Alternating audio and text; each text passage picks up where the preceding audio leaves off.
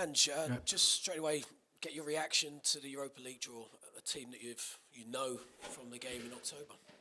Yeah, obviously, familiar opponents. Obviously played them here at home, and obviously watched that game and sort of the Real Sociedad game, knowing that likely opponents. I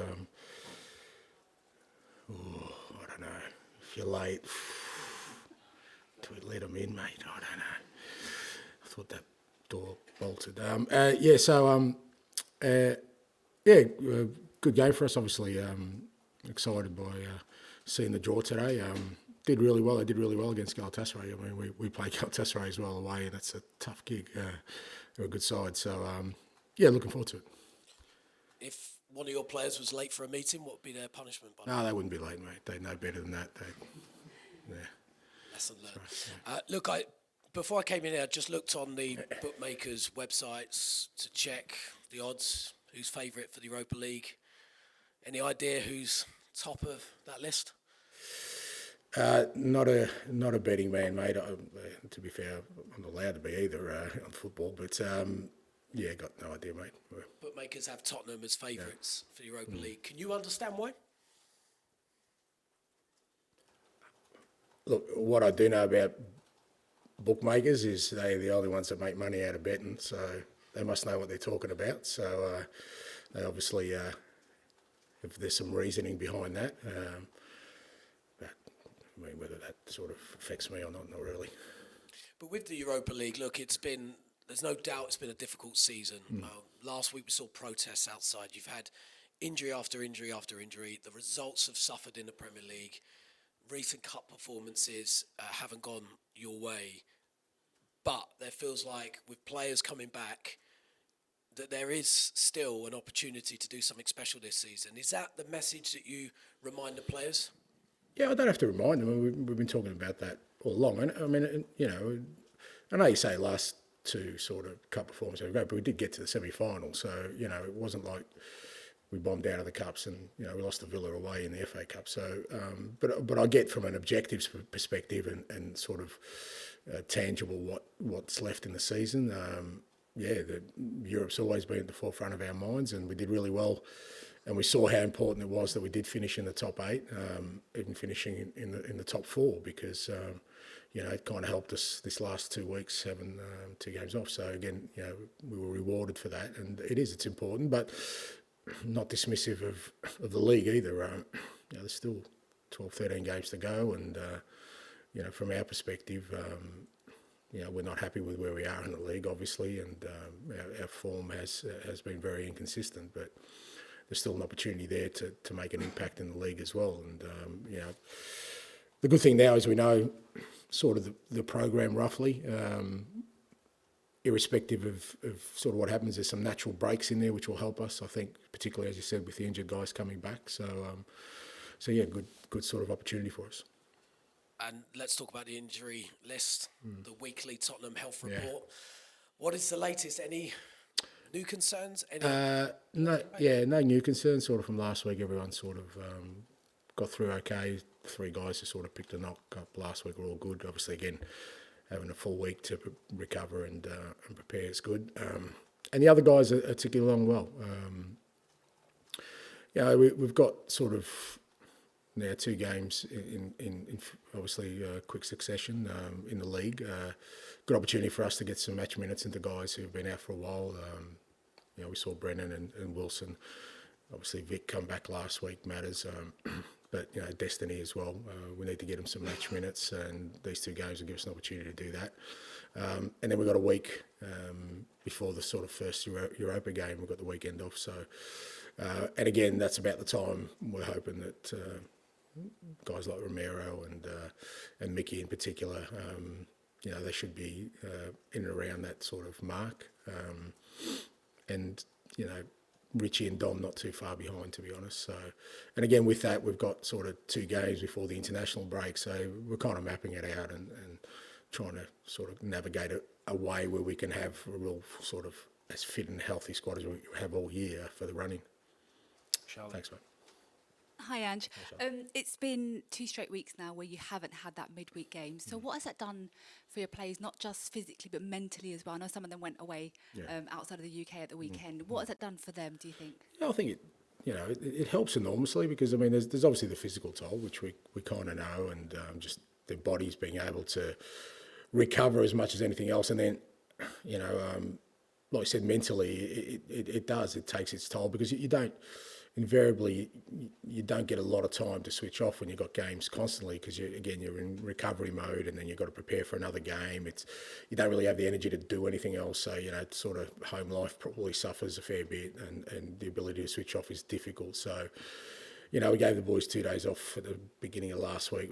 We did a similar thing this week, and I think you can see that in them that both physically and mentally they've really benefited from it, and sort of hopefully now it means that the remnants of that long run has sort of dissipated in their minds as much as in their bodies.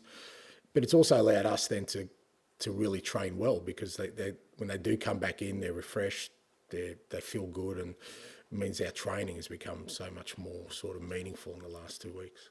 In terms of your opponents next, it's Ipswich away tomorrow. Obviously, you lost that reverse game back in November. What do you think you can take away from that game in particular going into tomorrow's one, or do you just feel it will be a completely different match? No, you take away things. They're a hard-working team. They're very well organised. They kind of managed the game really well against us. They obviously scored and got ahead, and we found it really hard then to sort of we had our moments to get back in the game, but we couldn't. So it's really important that we kind of don't allow that to happen again. Like I said, we know they're going to work hard, they're going to be well organised, they're going to fight for everything, so we've got to be in a mindset to match that, and at the same time still play our football. I think that's important. As I said last week, it was important we won, and we played well, but I think there was areas we know we can be better, and that's the opportunity for us tomorrow. How big an opportunity is this weekend for your team to get that momentum, if they can win, to finally try and get back on track and gain some consistency? Yeah, look, that's the opportunity that does exist. We've obviously our last two sort of Premier League games, Brentford away and Man United at home, have been two important results for us to kind of try and arrest the form in the league. But you need to keep doing that and backing that up, and tomorrow's an opportunity to do that. It's not easy when you're playing away from home and in the Premier League, and especially against a team that's fighting like Ipswich are. So we know it's not going to be an easy one, but it is. It's an opportunity for us now to get another strong performance, get another positive result, and like I said, hopefully provide a bit of a sort of foundation for us to kick on. Thanks. Hi Ange, hope you're well. Last time I saw you a couple of weeks ago, it was just as some of the players were starting to come back, and I asked you how you were feeling, whether you could see the light at the end of the tunnel, and you said, every time I've seen the light at the end of the tunnel, I've been hit by an oncoming train. So now that I didn't say I got hit. I haven't been hit, but it felt like it. You went viral with a good question, mate. Well done. But now you've had a couple of players coming back into the team, and you've got back-to-back league wins and clean sheets. Where's your head at now in terms of the squad and how you've been doing? Yeah, look, I think, as I said, for us, it's been kind of. It's not just the guys coming back from injury, which are important, but they need time to sort of get up to speed. But it's just the ability for the existing guys to also recover. I mean, it wasn't just the injuries that affected us; it was the volume of games. Like if we weren't in the League Cup or the Carabao Cup, or if we weren't in Europe, and even with the players we had, if we had sort of one game a week, you'd still be able to manage it better. So. It's been hugely beneficial the last 2 weeks that, yes, we've got some significant players back, and we saw the benefit of that with Vic and Madders last week, and Brennan and Wilson being able to help. But it's also, guys like, Kulusevski and Archie and Jed and all these other players, Rodrigo, who've been playing so much football, their ability to rest, recover. So, from that point of view, we're in obviously in a much better place. We kind of knew the Villa game was the finish line for us in terms of where we were heading. I think we benefited from last week. Hopefully we do the same thing this week. And you were asked a lot about James Maddison's performance last week, and in a couple of weeks' time, Thomas Tuchel names his first England squad, and James hasn't been involved in that England squad for some time now. What has he got to do to get himself back into that team, into the national team? Oh, look, I mean, that's Thomas' kind of decision. I think what's important for us is that, we keep Matt as healthy as possible, because we know when he's, in good physical condition, he's really important for us. We saw that last week. He kind of has a real ability to make things happen, in tight areas, score goals, assist goals. So that's where our focus, I think that's where Matt's focus is. He just wants to stay healthy. He's obviously had a little bit of a disruption in recent times, and if he plays well, like things like international honours tend to just sort of flow on from there. And lastly, I wanted to ask you about Matthias Tell and his performances since coming into the side. And what have you made of his start to life as a Tottenham player? Yeah, really positive. Really, I was happy to get him in. And again, for a young man who hasn't played a lot recently, obviously that was one of the reasons he was looking to kind of move to get more opportunities. I think, I've kind of kept him out there for 90 minutes for both games just to build him up physically as much as anything else. But he's a willing worker, which is brilliant. We've seen in both games he really works as hard as he can for the team, which is massive for us. And, the more he plays, the more he'll get into the rhythm of how we play. And even for himself as a striker, I think, he needs the games to get up to speed. But, he's done really well for us, hugely important. Hopefully with Dom not too far away, Richie not too far away, we'll have some real good options in that front third. Thanks, mate. Hi, Ange. Having normal training sessions again, which you were just speaking about, how much does that kind of fire up the coaching side of your brain? You've obviously had the management side and getting players through this period, but to actually get out there properly in high intensity coaching. Yeah, look, it's, I think there's two aspects of my role that you love more than most. One is game day and the other one is training, This ranks a bit lower down, to be fair, this part of the job. So having the ability, and you kind of get frustrated when you're out there and you can't really do what you want to do as a coach. Not just me, the other coaches as well. You just kind of design sessions, but guys are going to sort of be, walking through things, and we're just trying to provide information. Whereas, the last 2 weeks, the training sessions, you kind of walk off and you're pretty excited about what you've seen.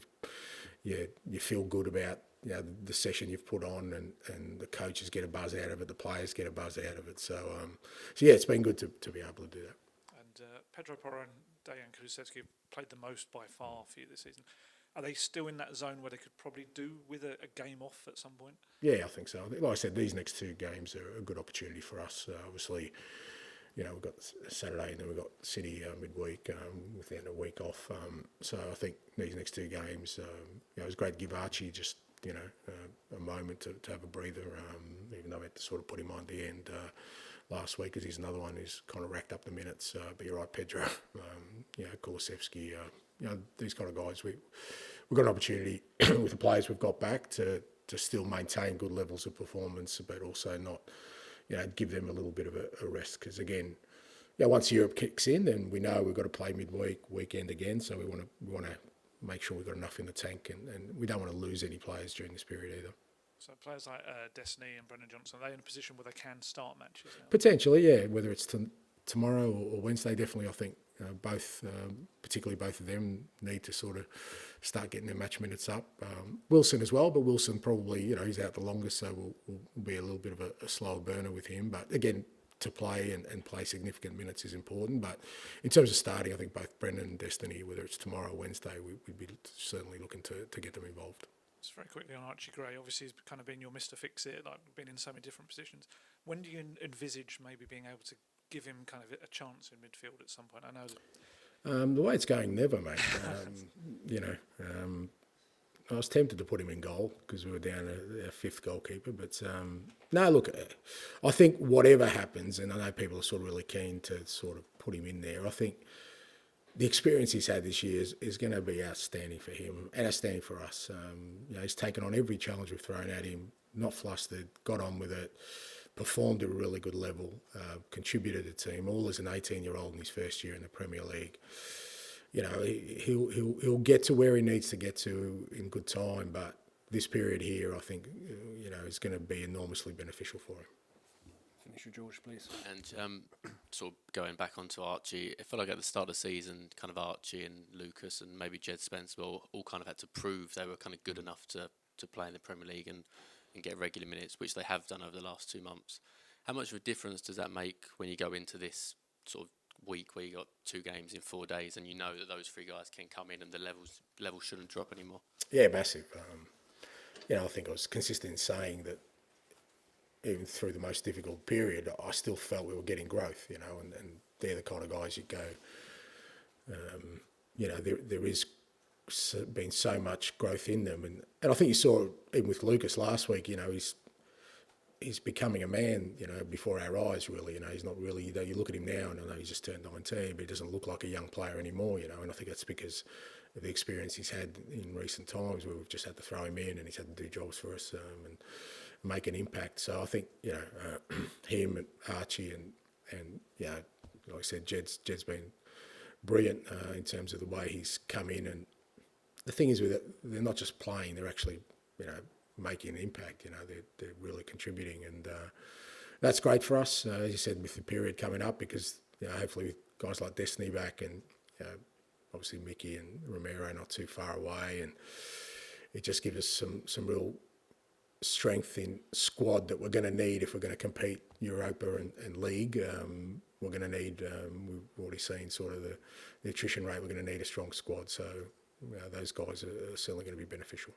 And kind of how difficult was it those first few months of the season where I guess people like Archie and Lucas maybe didn't feel if they were ready to be thrown into Premier League games, and you was having to go with, I guess, kind of 17 or 18, and then when you get a few injuries, it kind of, that rotation is hard to do when you need to for the Premier League games? Sorry, mate, say that again. You lost me after. The first few months of the season, how difficult was it kind of only having, I guess, 17 or 18 that you could really trust in the Premier League? Because I guess Lucas and Archie got minutes in the Europa League. I'm not sure about trust. But I mean, I thought, I really thought that guys like, you know, Lucas and Archie could definitely contribute. That's why we kept them. We kind of made a decision, well, because there was an option, particularly with Lucas, to loan him out. But I really felt, you know, working through pre-season, that him and Lucas could definitely contribute to us. And the same with Jed. I think with Jed, it was just, you know, we wanted to give Jed every opportunity.